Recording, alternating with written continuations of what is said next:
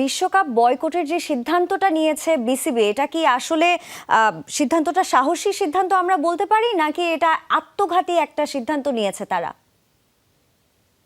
আমি প্রথমে একটা জিনিস বলতে চাই যে বাংলাদেশ কিন্তু বিশ্বকাপ বয়কট করেনি। বাংলাদেশ বিশ্বকাপ খেলতে চেয়েছে, একেবারে শেষ মুহূর্ত পর্যন্ত খেলতে চেয়েছে। নির্দিষ্ট একটা দেশে ইন্ডিয়াতে আমরা মনে করেছি, আমাদের ক্রিকেট বোর্ড এবং সরকার মনে করেছে যে আমাদের খেলোয়াড়দের নিরাপত্তার ঝুঁকি আছে, তাই আমরা ওখানে খেলতে চাইনি, আমরা শ্রীলঙ্কায় খেলতে চেয়েছি। ফলে এটা বয়কট না, আমরা বিশ্বকাপকে সম্মান করে আমরা এটা একটা সাহসী কাজ করেছি। এবং শুধু সাহসী না, ওই মুহূর্তের কথা যদি আপনি বিবেচনা করেন, এটা তাহলে একটা প্রয়োজনীয় পদক্ষেপ ছিল, কারণ আমাদের খেলোয়াড়দের নিরাপত্তা ছিল।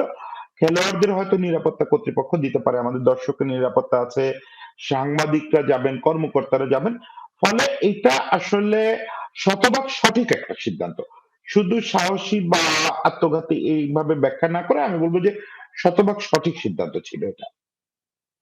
পিসিবির সঙ্গে আইসিসির যে বৈঠক, এই বৈঠকে বিসিবি সভাপতির ইনক্লুড হওয়া, এই বিষয়টা আসলে বিশ্ব ক্রিকেটে নতুন সমীকরণ তৈরি করলো কিনা? হ্যাঁ, হ্যাঁ, অবশ্যই, অবশ্যই। দেখেন আমরা যখন ২০০৮ সালের পর থেকে বিগ থ্রি মডেল কাজ করছিল আইসিসি তে, তারপরে সেটা না থাকলেও এখন কার্যত আইসিসি সম্প্রতি ভারতীয় একজন সিনিয়র সাংবাদিক শারদা উগ্রা উনিই বলেছেন যে আইসিসি দুবাই অফিস হয়ে গেছে ইন্ডিয়ার।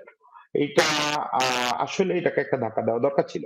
তো আমরা কাজটা করেছি যে আমাদের জন্য নিরাপত্তার জন্য আমরা বিশ্বকাপে ভারতে খেলতে যেতে অস্বীকৃতি করে জানিয়েছি।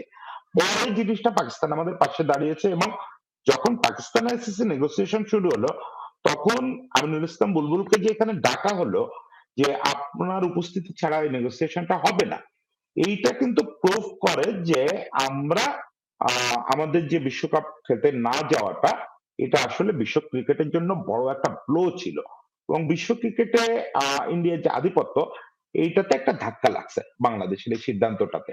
সেইটা অন্তত আমরা বলতে পারি যে এটা আসলেই নতুন একটা সমীকরণ তৈরি করছে এবং এখন পাকিস্তান অন্তত প্রুভ করতে পারতেছে যে না, ওকে, আমিও তোমরা সবাইকে কথা শোনাতে পারতে এতদিন, ওকে, আমিও একটা দেশ অন্তত আছে যাদেররা আমার কথায় একটা সিদ্ধান্ত নিতে পারে, তাদের ভালো মন্দ আমি দেখতে পারি, তার সঙ্গে আমার সেই সম্পর্ক আছে।